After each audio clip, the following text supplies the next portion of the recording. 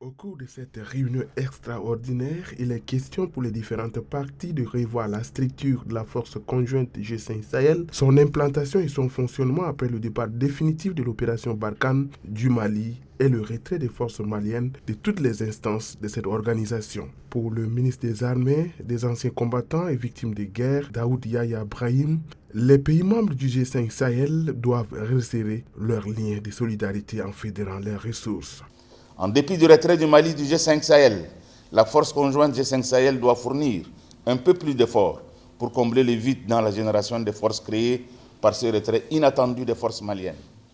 Nous croyons qu'un jour l'organisation sera rétablie dans sa plénitude avec le retour du Mali. De toute évidence, je suis convaincu que la force G5 Sahel accomplira normalement les missions qui lui sont assignées. Toutefois, elle connaîtra un changement léger dans sa structure qui n'affectera pas sa capacité sur le théâtre des opérations malgré les défis sécuritaires qui semblent se cristalliser dans le Sahel.